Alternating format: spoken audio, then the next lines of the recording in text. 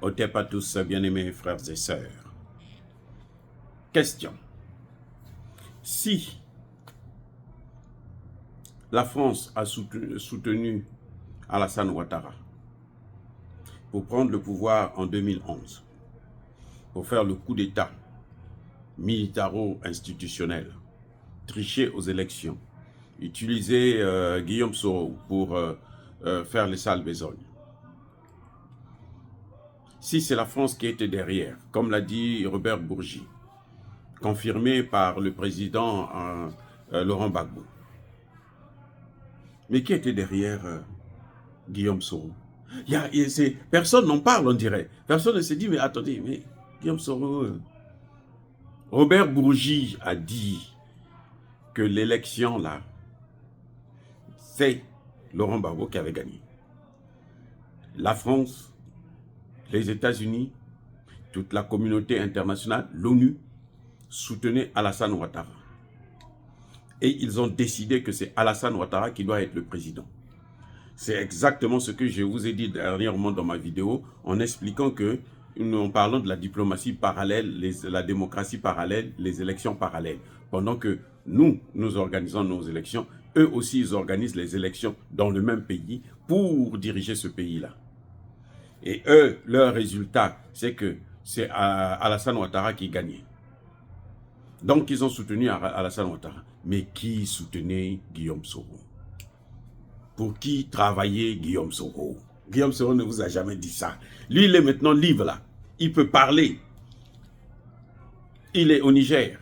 Pour qui il travaillait? Qui l'a soutenu? Qui a soutenu sa rébellion? Qui lui a donné des armes? Qui lui a donné l'argent? Il venait sortir de l'université.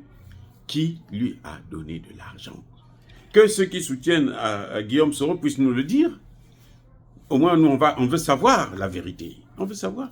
C'est l'heure de la vérité, non? Lui, il va être président, mais il faut qu'il nous dise la vérité.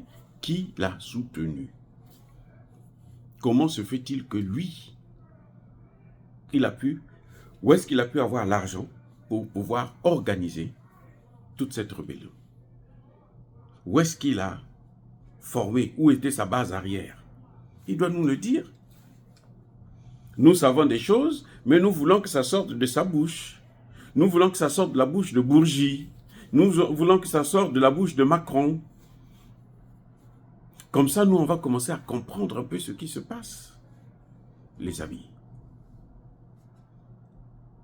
la rébellion que vous avez vue là, c'était la rébellion de la France.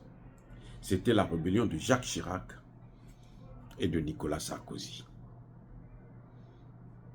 Ça veut dire quoi? Ça veut dire que même maintenant là, Guillaume Soro est en contact avec Nicolas Sarkozy. Guillaume Soro est en contact avec Emmanuel Macron. Pourquoi je dis ça? Mais parce que chez eux, il y a la continuité de l'État. Les mêmes dossiers que Sarkozy a géré, il a balancé ça à Hollande et Hollande a transmis ça à Emmanuel Macron. Donc, Emmanuel Macron continue à gérer Guillaume Soro. Là où Guillaume Soro est là, Emmanuel Macron continue à l'utiliser. C'est pour ça que vous voyez que Guillaume Soro n'a jamais parlé de sa relation avec la France. Bourgi est sorti pour dire un certain nombre de choses. Vous avez entendu la réaction de Guillaume Soro. Vous avez écouté des voyous qui veulent nous embrouiller en nous faisant croire, oh non, il ne faut pas rentrer dans le débat. Il ne faut pas réveiller les vieux démons. Ce débat-là, c'est fini, maintenant nous sommes... Non, il y a encore des gens qui sont morts, on ne sait pas qui les a tués. Il faut qu'on sache, il faut qu'on nous dise. Et oui, et là vous voyez l'hypocrisie de Blé Goudé, parce que Blé Goudé aussi soutient cette thèse, que Bourgi est venu pour allumer le feu. Non, Bourgi est venu seulement dire la vérité. Il dit ce qu'il connaissait. Maintenant, c'est à vous de dire ce que vous connaissez. C'est aux acteurs de donner leur version, de nous démontrer que Bourgi ment. Il ne dit pas la vérité. Guillaume Soro peut parler, Alassane Ouattara peut parler. Pourquoi ils se taisent? Et Guillaume Soro veut diriger le pays. Alassane Ouattara veut un 4e mandat. Ils n'ont qu'à nous dire ce qui s'est passé. Les amis, c'est aussi simple. Vous avez des gens qui les supportent, qui les soutiennent, qui nous rabâchent les oreilles avec les Guillaume Soro, les Alassane Ouattara. Ok, très bien, nous sommes bien contents. Ils n'ont qu'à nous dire au moins. Ils n'ont qu'à au moins reconnaître ce qu'ils ont fait. Parce que nous voulons le procès, nous voulons la justice. C'est ça qui sera la cause, la base même de la réconciliation des Ivoiriens. Écoutez bien, je ne parle pas parce que je déteste Guillaume Soro, je déteste Alassane Ouattara, je m'en fous d'eux. Ce n'est pas eux qui me nourrissent. Même le président de mon pays ne me nourrit pas. Alors, ce n'est pas eux qui vont me nourrir. Je suis venu en France, j'ai fait des études, je n'avais pas la bourse congolaise. Donc, moi, je m'en fiche éperdument des hommes politiques. Vous voyez, si ici, je ne suis pas redevable vis-à-vis de ces gens-là. Non.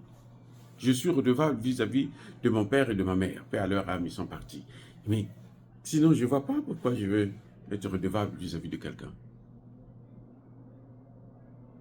Vous voyez, donc je n'ai aucun intérêt à détester l'un ou l'autre. Mais ce que je veux, c'est qu'en tant que docteur en sciences politiques, je dis tout simplement que lorsqu'il y a une situation comme celle-là, la vraie réconciliation passe d'abord par la reconnaissance de la vérité. S'il n'y a pas la reconnaissance de la vérité, ce n'est pas possible qu'on puisse savoir, qu'on puisse réconcilier les populations là. Ce n'est pas possible. Ils vont se fréquenter, ils vont se regarder en chaîne de faïence, comme ça se passe dans beaucoup de pays en Afrique, y compris mon pays à moi, le Congo-Brazzaville. Là où il n'y a pas la justice transitionnelle, il n'y a pas la réconciliation. Et la justice transitionnelle est conditionnée par la recherche de la vérité. Si vous ne connaissez pas la vérité, si vous n'avez pas la vérité, vous ne pouvez pas parler de la justice transitionnelle. C'est pas non, c'est faux. Vous ne pouvez pas parler de réconciliation. La justice transitionnelle que j'ai créée moi est justement l'instrument qui permet la réconciliation. Des gens, des populations qui se sont affrontés lors d'une guerre civile ou lors d'une rébellion. Voilà, bien-aimés frères et sœurs. En tout cas, il faudrait comprendre une chose, que nous parlons aujourd'hui d'Alassane Ouattara, qui a été soutenu par la France, qui a été amené au pouvoir par la France. Mais il faut nous dire aussi, pourquoi vous vous taisez devant ce qui concerne Guillaume Soro? Parce que Guillaume Soro, c'est lui qui tenait les armes d'Alassane Ouattara. C'est lui qui a organisé la rébellion.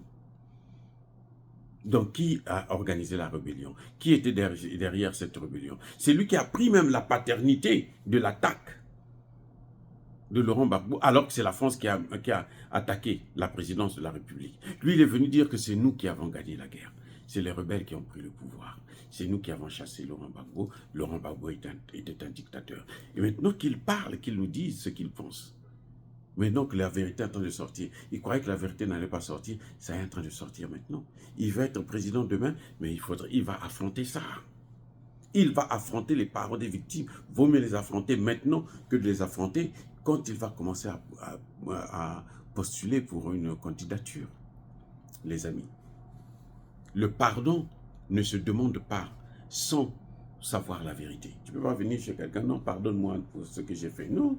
Tu dois dire non, j'ai fait ça, ça, ça, ça, ça.